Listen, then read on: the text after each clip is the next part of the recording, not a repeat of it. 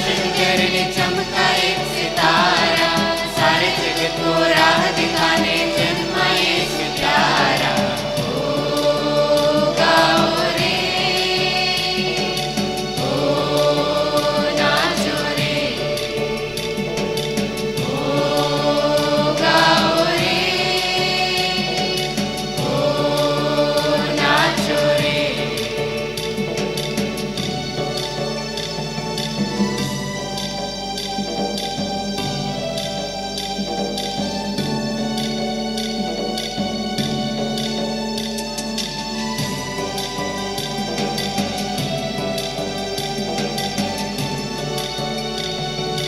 आशा की किरण एक छाई, जन्मा है नूर लिए कोई।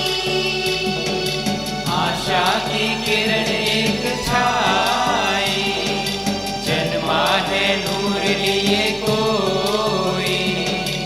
आओ करे अभिनंदन, हो जाए खुशियों में मगन। आओ करे अभिनंदन, हो जाए खुशियों में।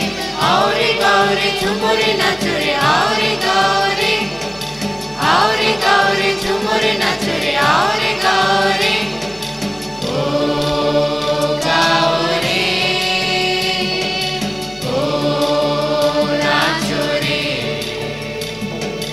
ओ गाओ रे, ओ नाचो रे।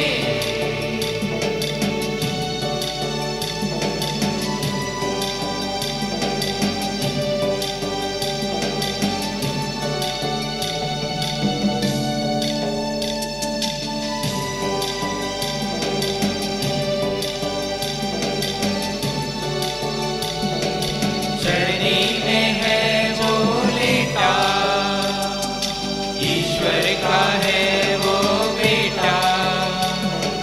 चरनी में है जो लेटा, ईश्वर का है वो बेटा। आओ चले करे दर्शन, हो जाए खुशियों में मगन।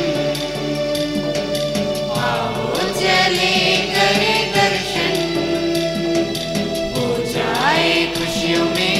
आओ रे गाओ रे झूमो रे नाचो रे, आओ रे गाओ रे, आओ रे गाओ रे झूमो रे नाचो रे, आओ रे गाओ रे।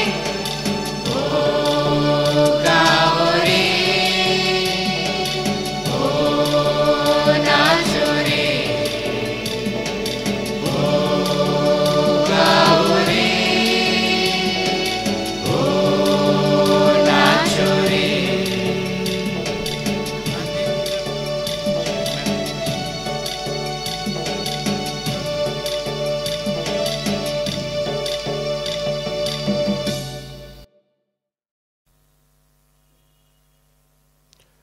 पिता और पुत्र और पवित्र आत्मा के नाम पर आमीन। ख्रीस्त में प्यारे भाई और बहनों, आज हम प्रभु के जन्म दिवस की तैयारी के लिए जो विशेष रूप से 9 दिन रखे गए हैं, मारानाथा, उसके दूसरे दिन में हम प्रवेश कर रहे हैं। और हम अपनी तैयारियों को प्रभु यीशु के जन्म के समय जो भी लोग उनसे जुड़े हुए थे या प्रभु के बालक प्रभु यीशु के संपर्क में आए थे, उनके व्यवहार और उनके जीवन से प्रेरणा पाते हुए हम आज अपनी तैयारी को हम आगे बढ़ा रहे हैं। कल जैसे हमने राजा हेरोद के व्यवहार और उनके बर्ताव पर हमने मनन चिंतन किया कि किस प्रकार से उनका रवैया बालक यीशु के प्रति रहा था। आज उसी कड़ी को आगे बढ़ाते हुए हम आज मनन चिंतन करेंगे सराय के जो मालिक थे, उन लोगों का रवैया किस प्रकार से बालक यीशु के प्रति रहा। साथ ही साथ बेतलहम नगर के जो लोग थे वो किस प्रकार से बालक यीशु को अपने शहर में, अपने गांव में उनका स्वागत किए या किस प्रकार से उनका उनके साथ व्यवहार किए। तो हम इन बातों पर मनन चिंतन करते हुए हम अपनी आध्यात्मिक तैयारी की ओर ध्यान देंगे। तो सबसे पहले आइए हम बाइबल के उस अंश को पढ़ें जहाँ पर हम देखते हैं कि संत जोसेफ, माँ मरियम जो गर्भवती थी, वो अपना नाम लिखवाने के लिए अपने जो नगर है वहाँ पर वो जाते हैं और उनको किस प्रकार से उन वहाँ के लोगों के उनका जो व्यवहार है उनका जो है सामना करना पड़ता है। तो हम संत लूकस के सुसमाचार अध्याय 2 पद संख्या 1 से 7 तक के अंश को हम पढ़ेंगे। उन दिनों कैसर अगस्तस ने समस्त जगत की जनगणना की राज्याज्ञा निकाली। यह पहली जनगणना थी और उस समय क्यूरिनियुस सीरिया का राज्यपाल था। सब लोग नाम लिखवाने के लिए अपने अपने नगर जाते थे। यूसुफ दाऊद के घराने और वंश का था, इसलिए वह गलीलिया के नाजरेत से यहूदिया में दाऊद के नगर बेतलहम गया, जिससे वह अपनी गर्भवती पत्नी मरियम के साथ नाम लिखवाए। वे वहां थे जब मरियम के गर्भ के दिन पूरे हो गए और उसने अपने पहलौठे पुत्र को जन्म दिया और उसे कपड़ों में लपेटकर चरनी में लिटा दिया, क्योंकि उनके लिए सराय में जगह नहीं थी। प्रभु का पवित्र सुसमाचार।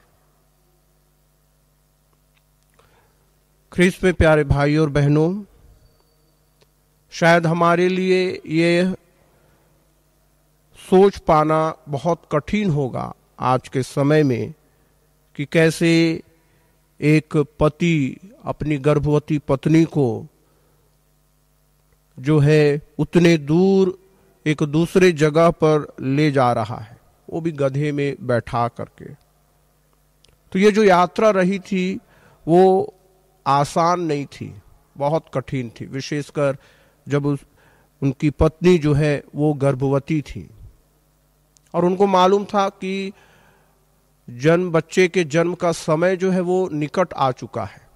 इसके बावजूद भी राजा की आज्ञा का पालन करते हुए वे अपने नगर में अपना नाम लिखवाने के लिए जो है निकल पड़ते हैं।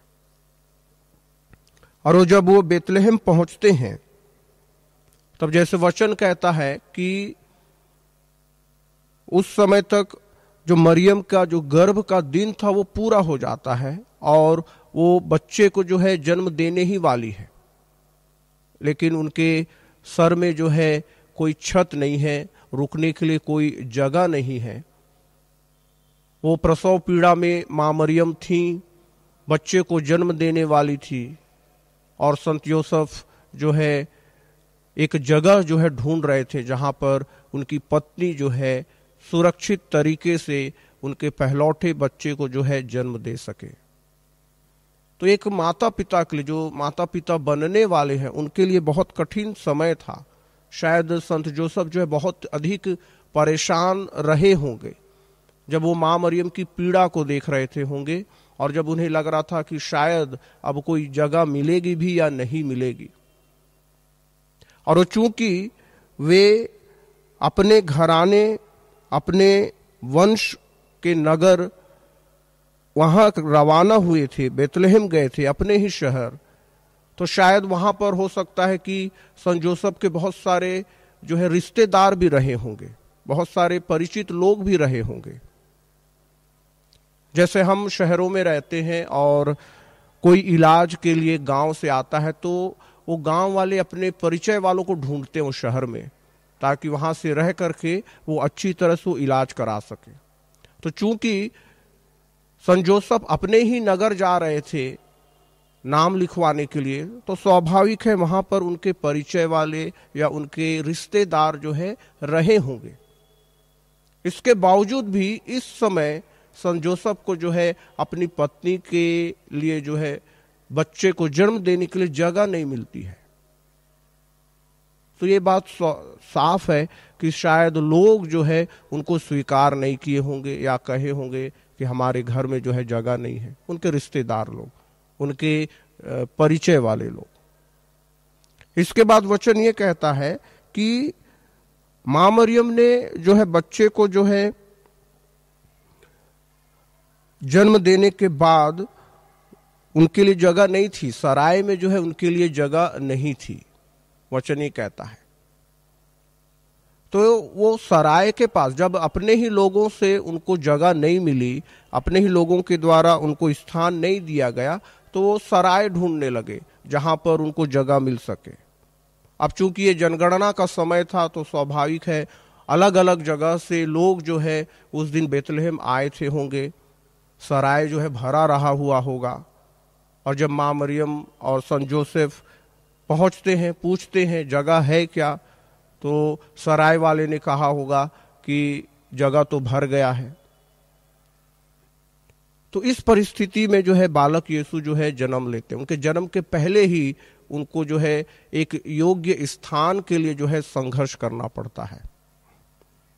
कई विद्वानों का ये मत है कि जो सराय वाले थे, जो सराय वाला था, वो शायद इसलिए उनको जगह नहीं दिया क्योंकि जो उस समय अधिकतर सराय हुआ करते थे वो कॉमन हुआ करता था, यानी सभी लोग एक साथ रहा करते थे।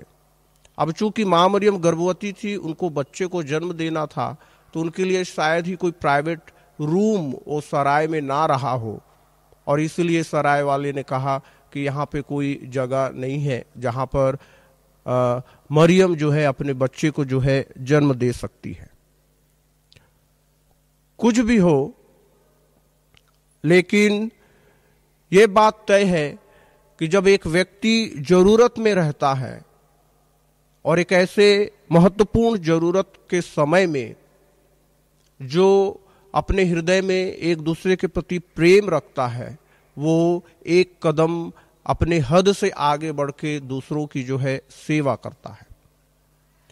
सन जोसेफ के रिश्तेदार और परिचित वालों को तो छोड़ दीजिए, क्योंकि वो शायद उनके अपने रहे होंगे, उसके बाद भी उन्होंने जगह नहीं दिया, तो हम समझ सकते हैं कि उनका जो व्यवहार, उनका जो बर्ताव या उनकी जो व्यक्तित्व थी वो किस प्रकार की होगी।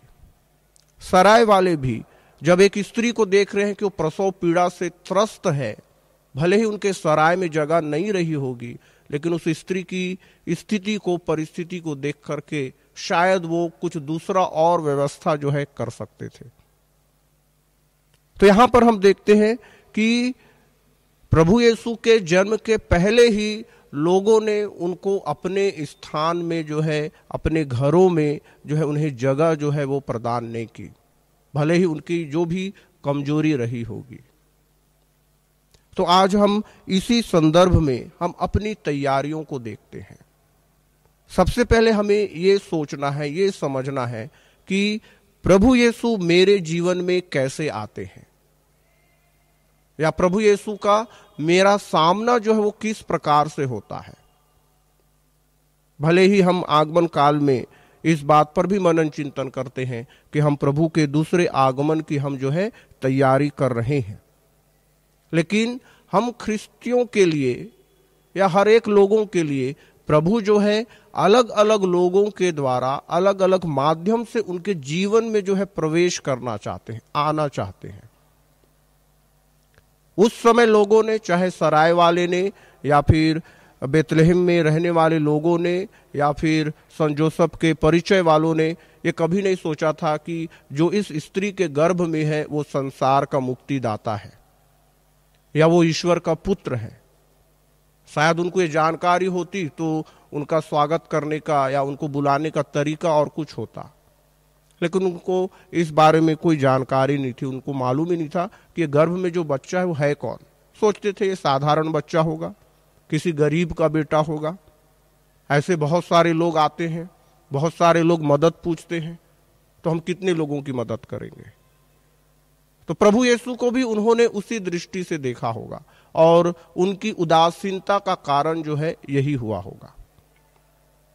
तो जब हम आज प्रभु के आने की तैयारी करते हैं तो हम भी शायद यही सोचते होंगे कि प्रभु जो है बड़े ही धूमधाम तरीके से मेरे जीवन में आएगा, बड़े ही भव्य तरीके से मेरे जीवन में आएगा, या बड़े ही जो है दैवीय शक्ति को प्रकट करते हुए प्रभु मेरे जीवन में आएगा। लेकिन हमें यह सोचना है कि प्रभु जो है साधारण तरीकों से भी मेरे जीवन में आता है, साधारण लोगों के द्वारा भी प्रभु जो है मेरे जीवन में जो है आ सकता है। और यही बात जो है हम प्रभु के प्रवचनों में भी हम कई बार सुनते हैं। प्रभु खुद कहते हैं कि जो छोटे लोगों को मेरे नाम से एक गिलास पानी पिला देता है वो मुझे पानी पिलाता है। प्रभु यीशु जब न्याय की बात करते हैं तो यही कहते हैं कि जब मैं भूखा था तो क्या तुमने मुझे खाना खिलाया, जब मैं प्यासा था क्या तुमने मुझे पानी पिलाया, मैं जब कैद में था क्या तुम मुझे देखने आए, जब मैं नंगा था क्या तुमने मुझे कपड़ा पहनाया। तो देखिए यीशु जो है ये कह रहे हैं कि उन भूखों में, उन नंगों में, उन बीमार लोगों में, उन बंदियों में मैं रहता हूं। तो यीशु अपनी पहचान जो है वो किसी बड़े व्यक्ति या किसी प्रसिद्ध व्यक्ति के रूप में नहीं कर रहे हैं। वो कहते हैं मैं इन भूखे, नंगे और इन बेघर लोगों में मैं रहता हूं, मैं वही हूं। अगर तुम उनके लिए कुछ करते हो तो वो मेरे लिए करते हो। तो कहने का मतलब ये है कि यीशु हमारे जीवन में इन्हीं लोगों के माध्यम से आते हैं, इन्हीं जरूरतमंद लोगों के माध्यम से यीशु जो है मेरे घर में, मेरे जीवन में जो है प्रवेश करना चाहते हैं। तो जब वैसे लोग मेरे जीवन में आते हैं तो उनके प्रति मेरा रवैया जो है वो किस प्रकार का होता है, मैं उनके साथ जो है किस प्रकार का व्यवहार करता हूं।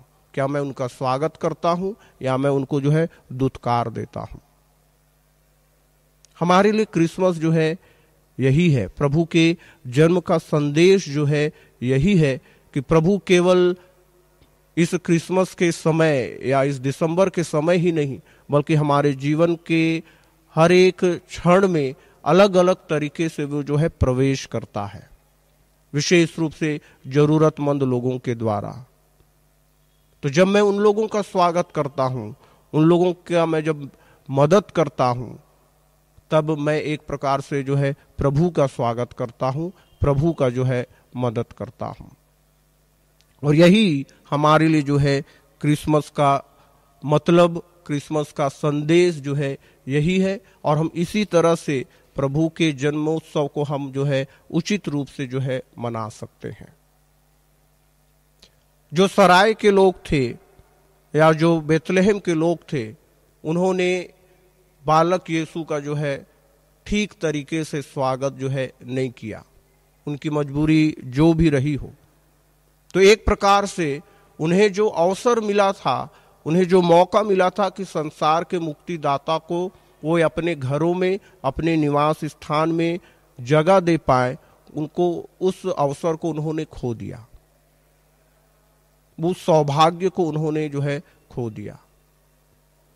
तो आज जब मैं और आप इस प्रभु के जन्मोत्सव की तैयारी कर रहे हैं, हमें भी हमारे हृदय की उन आँखों को खोलना है और हमारे आसपास जो रहते हैं, मेरे भाई बहन, मेरे सगे संबंधी लोग, जरूरतमंद लोग जो हमारे संपर्क में हैं, प्रभु बालक यीशु उन्हीं के द्वारा हमारे जीवन में जो है प्रवेश करना चाहता है। हम उनको मदद करके, उनको सांत्वना दे करके, उनसे अच्छे व्यवहार करके हम जो है अपने घर में, अपने हृदय में बालक यीशु को जो है जन्म देने में जो है मदद करते हैं। प्रभु यीशु हमारे घरों में आकर के हमारे घरों के दरवाजों को खटखटाता है। जैसे संत जोसेफ जन्म के समय, बालक यीशु के जन्म के समय, वो शायद घर घर जा जा करके जो है दरवाजों को खटखटाए होंगे, लोगों से मदद की गुहार किए होंगे। आज भी प्रभु वही करता है। आज भी प्रभु जो है हमारे पास आकर के जो है वही गुहार लगाता है कि हम अपने घर का जो है दरवाजा खोलें उन जरूरतमंद लोगों के लिए जो कठिन समय में है, तकलीफ में है, परेशानी में है। और यकीन मानिए, जब हम इस प्रकार का कार्य करते हैं, जब एक वाकई में जो व्यक्ति जरूरत में है चाहे वो आर्थिक रूप से हो, चाहे वो हमारे सांत्वना भरे शब्दों से हो, चाहे उस दुखी व्यक्ति के साथ हमारी उपस्थिति के द्वारा ही क्यों ना हो। जब हम इस प्रकार का कार्य करते हैं तो जो खुशी, जो आनंद, जो सांत्वना, जो शांति हम उस व्यक्ति को प्रदान करते हैं, जो वो व्यक्ति अपने हृदय में हल्कापन महसूस करता है, जब उसे एहसास होता है कि उसका दुख हमारे द्वारा, हमारे सहायता, हमारे वचन के द्वारा हल्का हो रहा है, तो वहां पे प्रभु यीशु जो है जन्म लेता है, उस खुशी में, उस आनंद में। प्रभु यीशु का जन्म जो है वो आनंद का कारण है। प्रभु यीशु का जन्म जो है वो शांति का कारण है। प्रभु यीशु का जन्म जो है वो एक अच्छे रिश्ते का कारण है। और हम यही जो है कैरोल गीतों में हम यही गाते हैं, वो शांति का राजा है, वो प्रेम का राजा है। तो आइए प्यारे भाइयों और बहनों, प्रभु ने हमें बहुत सारे अवसर दिए हैं कि हम उनको अपने घरों में, अपने जीवन में हम उनका स्वागत करें। हमारे बीच में बहुत सारे लोग होंगे जो इस क्रिसमस को जो है ठीक तरह से मना भी नहीं पाते होंगे, उनके दुखों के कारण, परेशानियों के कारण। इस समय में हो सकता है कि बहुत सारे लोग अस्पतालों में भर्ती होंगे, बीमारी से जूझ रहे होंगे, वो किस तरह से क्रिसमस मनाएंगे।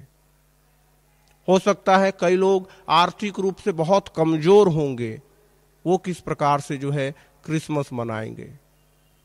हो सकता है किसी परिवार में इस समय बहुत बड़ी विपत्ति आई होगी, दुख का समय होगा, इस दुख के समय में वो किस प्रकार का जो है क्रिसमस मनाएंगे। तो मैं और आप, जिसे ईश्वर ने सब कुछ दिया है, जिन्हें ईश्वर ने सुरक्षित रखा है, अच्छा रखा है, हम कैसे उन लोगों के लिए खुशी का कारण बन सकते हैं, कैसे हम उन्हें ये एहसास दिला सकते हैं कि इस दुख और कष्ट में भी प्रभु जो है उनके बीच जन्म ले रहा है। अगर हम ये करने में कुछ हद तक भी सफल हो जाते हैं तो हमारे लिए ये क्रिसमस जो है सार्थक हो जाएगा।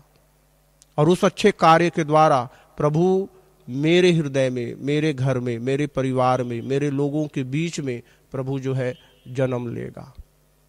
प्यारे भाई और बहनों, प्रभु आपके घर के दरवाजे के बाहर अपने माँ मरियम के साथ, अपने पालक पिता संत जोसेफ के साथ खड़ा होकर के ठंड में हमारे घरों का दरवाजा खटखटा रहा है।